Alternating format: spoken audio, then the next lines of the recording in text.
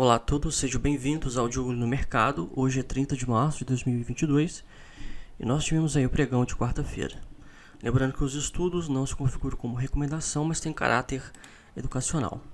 Hoje a gente vai analisar aqui os gráficos diários, o gráfico semanal, onde o mini índice ele ainda se encontra no movimento de expansão, movimento de alta. E tem uma coisa curiosa, porque no gráfico de semanal, embora as três médias transpassaram este candle, e a priori é uma agulhada de compra, no DMI o DI+, não subiu acima do DI-. Então o DMI ele não correspondeu a este movimento.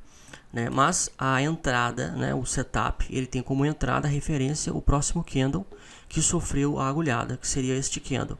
Então a entrada está sendo efetuada, digamos assim, para aqueles que estão operando esse setup. Só que no gráfico diário a gente vê que a média de 20 ela está muito distante dos preços, tá?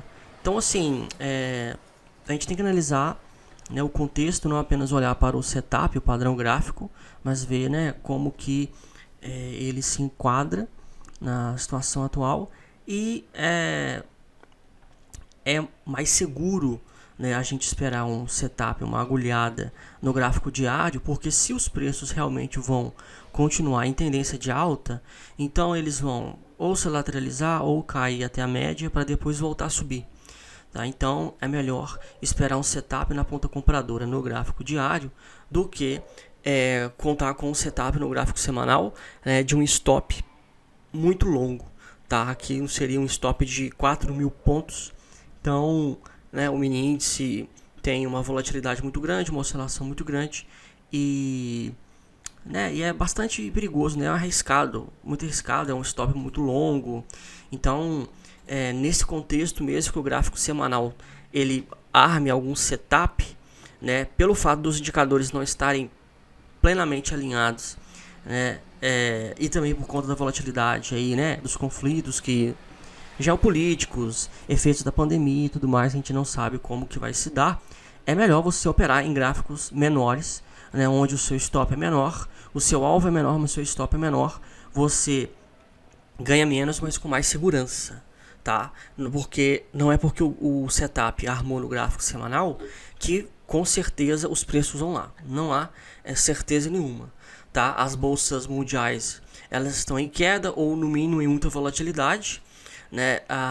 Não há uma justificativa econômica para a bolsa brasileira estar em movimento de alta assim como está. Então é melhor ficar com as barbas de molho, tá? O mini dólar, ele vem numa tendência de baixa, ele está se lateralizando nos últimos dias, depois de ter rompido a média de 200, o gráfico semanal ele faz um pequeno correção, um pequeno pullback, tá? E aí esse movimento ele tem que se dar ou na média de 8 ou na média de 20 períodos. Tá, do gráfico diário.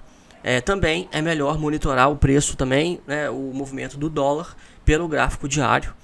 Trabalhar com o gráfico semanal é uma extensão muito grande, porque imagina se os preços forem fazer uma correção no gráfico na média de 20 do gráfico semanal. Eles vão subir para 5,43, é muito. A média está em 5,43 e está em 4,77 o preço atual. Tá muito, são 60, 70 centavos aí de diferença, é muita coisa. Ele está muito esticado e se o mercado resolver fazer uma correção, vai ter aí um certo pânico, porque o pessoal cai, aí o pessoal começa a apostar na queda e aí eles não conseguem suportar um movimento de correção, porque para você operar mini dólar, o dólar futuro, índice, seja mini contratos, seja contratos cheios, você opera alavancado. Tá? Você vai fazer um swing trade aqui no mini dólar, é alavancado, sempre é alavancado. Então, assim, se os preços forem na direção contrária do seu trade, isso pode ser um pouco complicado, tá? O SP500, ele também segue em movimento de alta e também está se afastando muito da média de 20 do gráfico diário. Também é ideal esperar essa correção. Se ele realmente vai subir, ele vai lateralizar ou vai cair para depois voltar a subir, tá? No gráfico semanal, o DI+ nem cruzou o DI-, então a gente não tem certeza de que os preços realmente vão continuar em tendência de alta. Tá? RCSL3 foi o papel que mais subiu hoje, é um dos papéis que mais subiram, né? No gráfico diário, movimento de alta, beleza, mas no gráfico semanal nós temos a média de 20 aqui em cima, em 3,94. Né? Como nós sabemos, as médias móveis são resistências importantes, então espere os preços romperem a média de 20 do gráfico semanal. BPAN4 lateralizou bastante, né? Olha só, ele vinha caindo e aí ficou oscilando dentro desse range que se encontra, né? No gráfico diário ele está tentando formar um pivô de alta, né? Um fundo, um topo, um fundo e agora para fazer um novo topo, tá? Quem gosta de risco pode, né, tentar se antecipar e uma entrada se romper essa região de topo amanhã. Só que se encontra abaixo da resistência da lateralização. Então é um risco muito grande. Tá? É um risco muito grande porque os preços já vieram nessa região, né, e não conseguiram romper, voltaram a cair.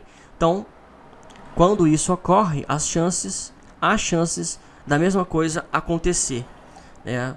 Quando a lateralização, a gente espera um rompimento, um pullback e a retomada do movimento de alta, tá? Porque ele já ensaiou um pivô de alta outras vezes, né? Aqui, ó, foi um pivô de alta até mesmo com um topo mais alto, né? Aqui tentou também formar um topo acima da média de 20, né? E agora ele batendo na média de 20 está subindo, beleza? Mas não quer dizer nada. Mas quem, né, gosta de arriscar e tudo mais, né? Ele está prestes a confirmar esse pivô, mas o pivô está dentro da lateralização. E Logn3 está no movimento de expansão, né? Aqui no gráfico semanal ele fez uma correção na média de 8, voltou a subir. E no meio de um movimento de alta a gente não monta posição nenhuma, a gente espera uma correção, né? E aí, de preferência, né, uma correção nas médias, na média de 20, e aí a formação de um setup agulhada, né, para entrar nesse papel. Tá? Ele está esticado. Está afastado da média de 20, está afastado das médias, então não é um movimento melhor para se montar a posição.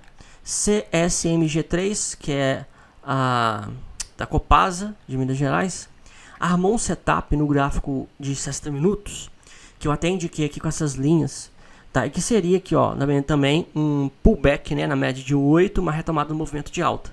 Ontem, fazendo os estudos, eu coloquei esses parâmetros aqui, e só que aí, antes de colocar esse setup na planilha de setups, eu fui pesquisar sobre Copasa e eu descobri que parece que foi depois do pregão de ontem, a Copasa ela reportou, né, publicou o balanço do trimestre do ano passado ainda, se não me engano, e reportou prejuízo, né, um prejuízo aí multimilionário. E aí eu falei, não, essa ação vai cair amanhã. Pode ter setup armado aqui de compra, né? Olha só, estava rompendo a média de 200 do gráfico de semanal, beleza, só que se reportou prejuízo, o mercado vai vender.